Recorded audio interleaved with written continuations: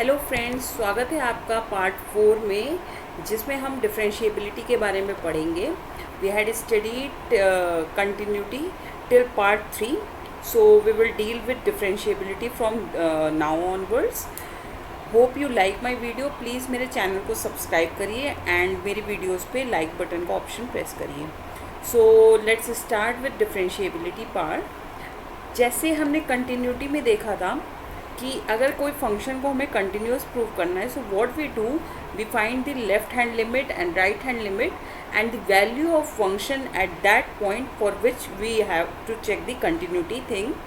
Then if all the values are same, then the function will be set to as continuous. Okay, so differentiability में क्या होगा, मेरे को जैसे मान लीजिए फंक्शन गिवन है fx, so we have to find limit h tends to 0 fx plus h minus fx upon h।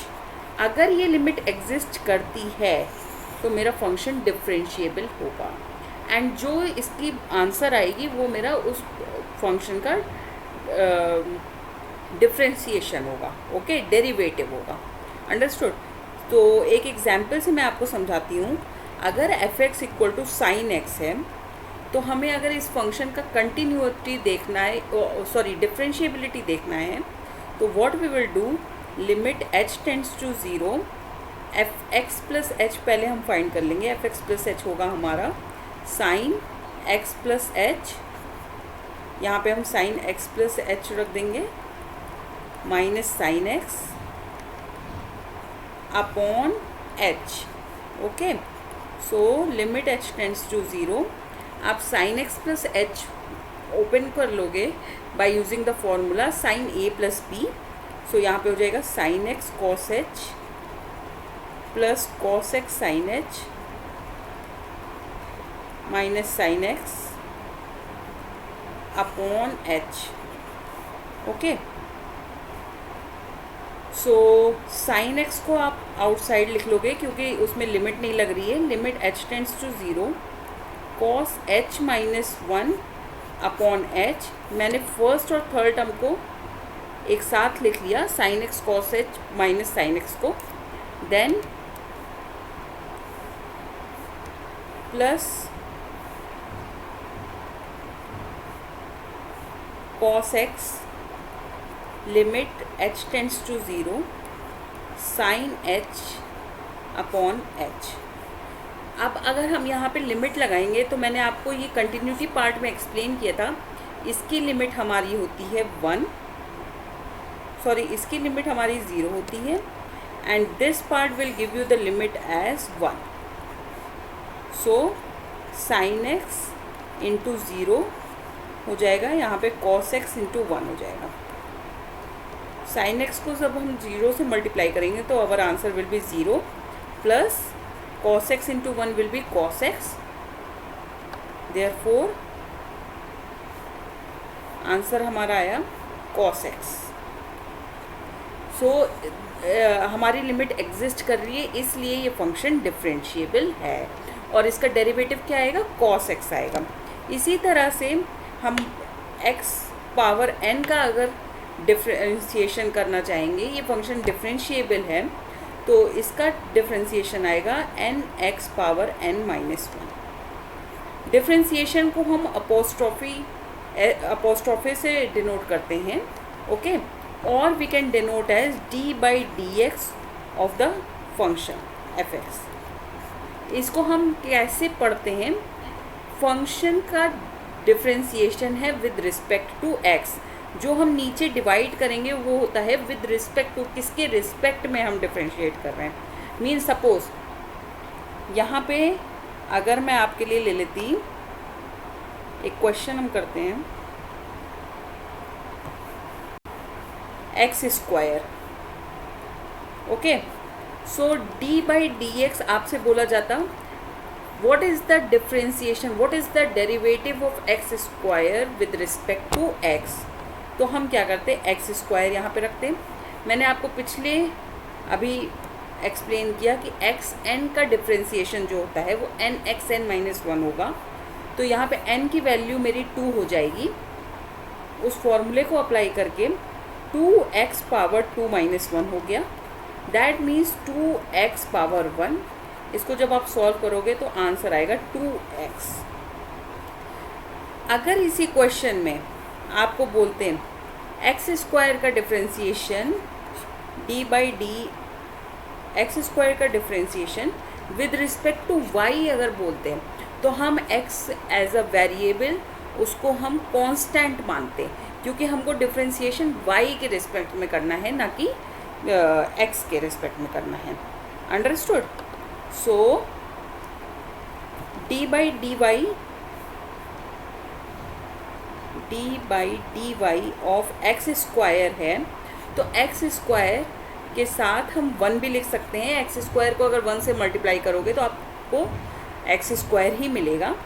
So x square will be written as outside of the differentiation part d by d y of 1। Differentiation of 1 क्या होगा आपका? 0 होगा। Differentiation of 1 will be 0, so our answer will be 0. This is all about the differentiation thing. ये 0 कैसे हुआ? सी, अगर हम d by d Y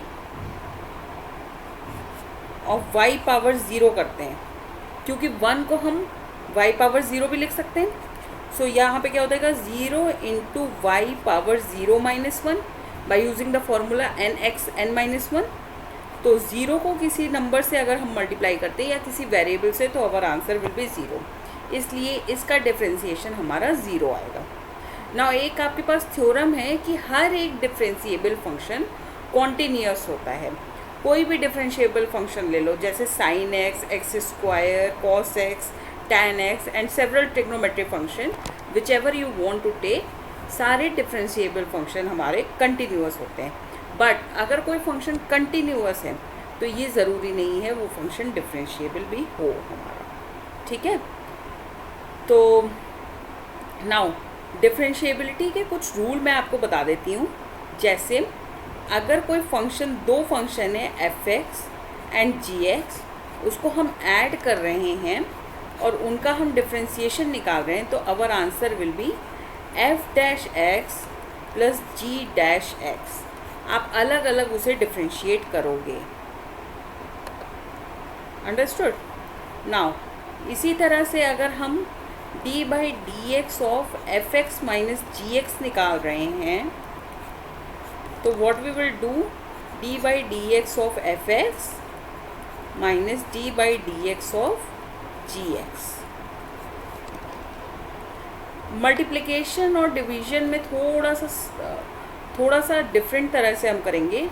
d by d x of f x into g x निकाल रहे हैं, f x into g x is different from f of g x. ये ध्यान रखिएगा आप, ये दोनों अलग होते हैं, ये इक्वल नहीं होते हैं कभी भी। ये मैंने आपको फंक्शंस एंड रिलेशंस वाले चैप्टर में एक्सप्लेन किया था, please refer to that video कि ये दोनों अलग कैसे हैं। ये हम एफ ऑफ जी एक्स निकाल रहे हैं और ये दो फंक्शन को हम मल्टीप्लाई कर रहे हैं। अंडरस्टूड? सो इसका डिफरेंशिएशन क्या होगा, f x into g dash x plus g x into f dash x.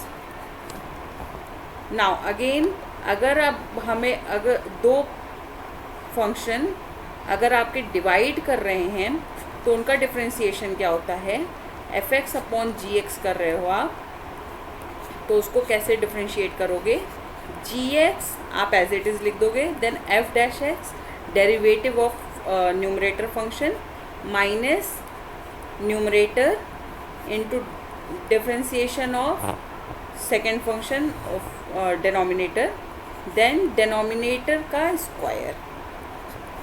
Okay, this is all about plus minus multiplication and division of two function. Now again one thing is there, chain rule. जैसे मैंने आपको बोला F of g x का differentiation निकालने को, तो आप कैसे निकालोगे, पहले आप फंक्शन का डिफरेंशिएशन करोगे एफ डैश का, ठीक है, देन आप जी का डिफरेंशिएशन करोगे। अगर इसी के अंदर और भी फंक्शन होंगे तब फिर उसका अंदर वाले फंक्शंस का डिफरेंशिएशन करोगे। मैं आपको एक एग्जांपल से समझाती हूँ। जैसे साइन एक्स स्क्वायर प्लस 5 है, तो मेरे पास दो फंक्शन है, एक साइन है, एक एक्स स्क्वायर प्लस 5 है, means f of g x है. Here gx is x square plus 5 and our fx is sin x. So इसका डिफ्रेंसिएशन आप कैसे निकालोगे? d by dx of f of gx. How you will find it? पहले f dash x करोगे into g dash x. f dash of gx. So f dash of gx क्या होता है आपका? cos of x square plus 5 हो जाएगा. And g dash x will give you, wait, g dash x will give you 2x plus 0, क्योंकि constant function का differentiation 0 होता है. So our answer will be 2x into cos x square plus 5. मैं आपको फिर से एक बार लिख के दिखा देती हूँ. इसमें जैसे एफ एक्स था मेरा sine x and g x था हमारा x square plus 5. F dash of g x आप करोगे पहले, then you will take g dash x. F dash क्या होगा? कॉस, बट इस फंक्शन की वैल्यू किस पे होगी? जी एक्स पे होगी. सो यहाँ पे एक्स जी एक्स की वैल्यू हम रख देंगे और जी एक्स का डिफ्रेंसिएशन क्या होगा? 2x. Okay, so these type of question, one question I will give you as a homework, like cos of sin x निकालना है आपको. ये आपके NCERT का given question है. So please this question को try करिएगा. We will discuss in our next video. Thank you so much for watching my video.